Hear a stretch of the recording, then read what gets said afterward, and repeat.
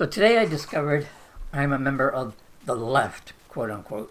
And I actually stumbled across this in looking at racism in America or in the US and its impact on people, and in particular the traumatic effects of racism and racism as a form of trauma for certain people. Trauma is one of the many issues that we talk about in the mental health field and in the area of counseling, psychotherapy, and helping people cope with mental health issues.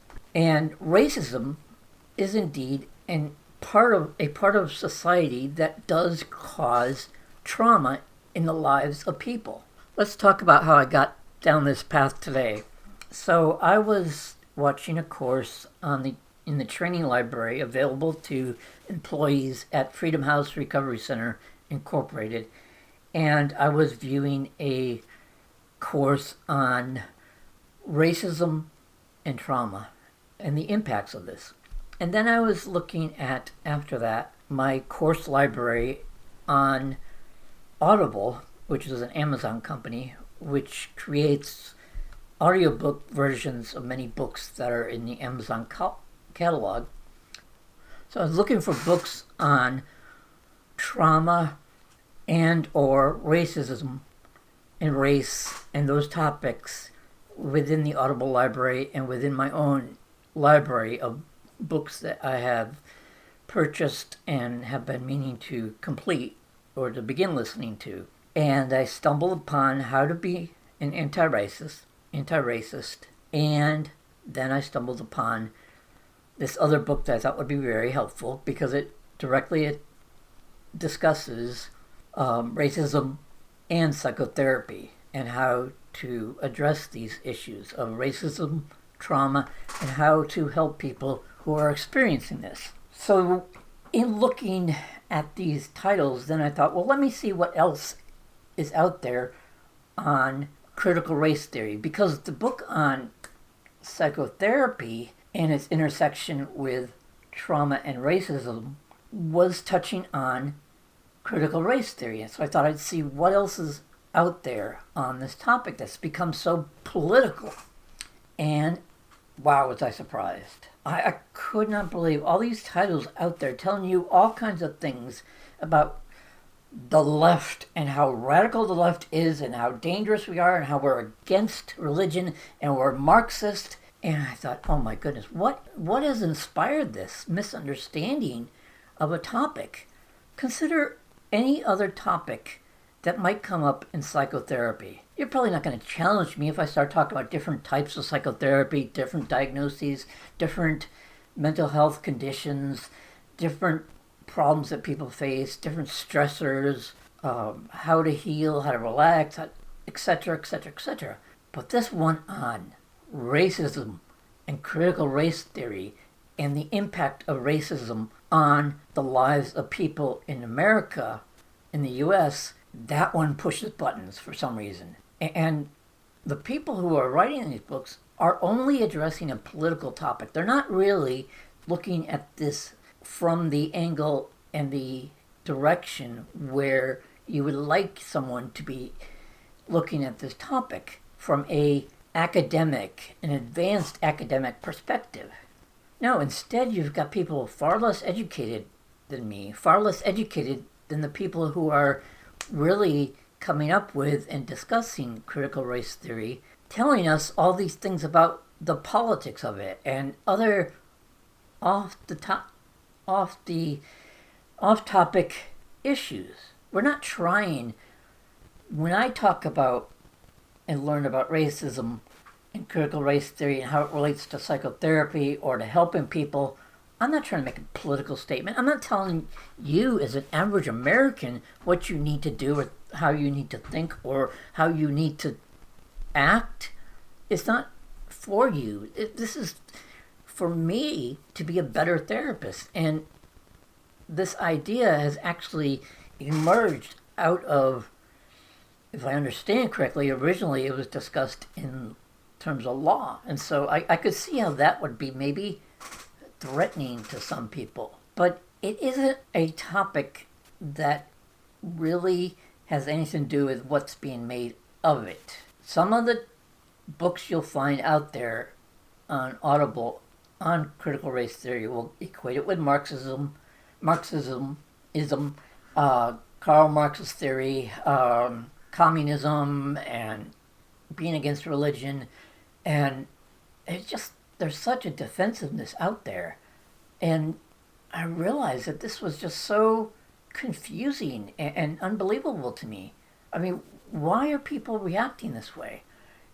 You don't even understand what the topic or why we're even bringing it up or where it's supposed to be used. We're not trying to tell everyone how they should act. We're trying to make society better. Yes, we will in some ways educate for change, but not by hurting you, not by telling you how bad you are, but by telling you about the experiences of other people. If I tell you the experience of someone with schizophrenia, you're not going to be like, oh, I didn't cause that, and getting all defensive like it's your fault.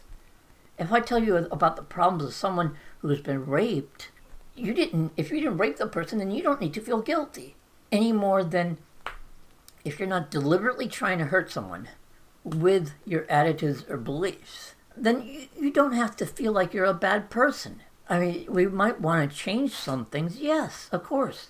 But to make this into this outrageous idea about this theory is just unbelievable.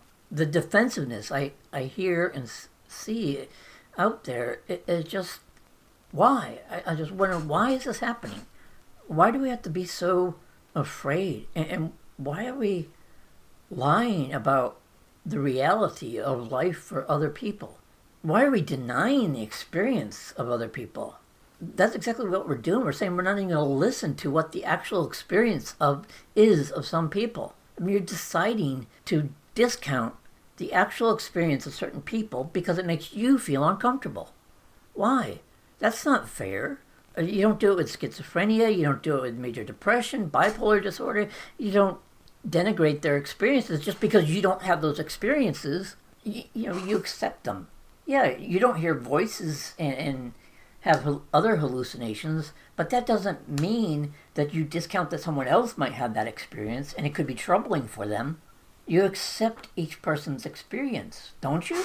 I mean, most of the time, although there might be times where people question the experience of someone with schizophrenia. Now, if that was, or a psychotic disorder, or someone who has hallucinations, you might wonder what it's really like and have doubts whether someone actually heard voices. And it's okay to be curious, but to demand that you will not even listen to the story about certain people because it makes you feel bad, well, that is just so offensive and irritating to me. And it's illogical, and it's just bad for everyone involved. And it doesn't help anyone, and it doesn't anyone, whether you're white or black or brown. It just,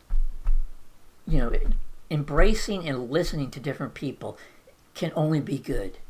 And that's what it's all about.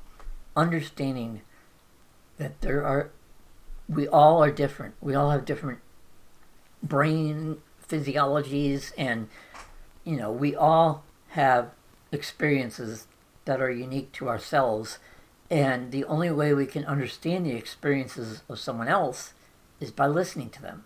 And so that's all I'm asking. Just listen to people who are different than you. Just listen like they're your friend, your neighbor, or someone you care about. So anyways, when I think about what is right, what is morally righteous, what is good in the ultimate scheme of things, anyways, when I express my morals and my values for society, they say I'm a member of the left. An expression of my values gets me labeled part of the left. But because when I think about what is right and wrong, I come to these conclusions that resisting racism and accepting racism is right and morally just and morally righteous. I cannot run away from that just because it makes someone else uncomfortable. That doesn't seem right, and so I have to accept that what I am doing is merely an expression of what I think is right, the right thing to do. Anyway, please understand that I'm only doing what I think is moral and right by expressing these ideas. We don't reject the truth or our values because it might make someone else uncomfortable.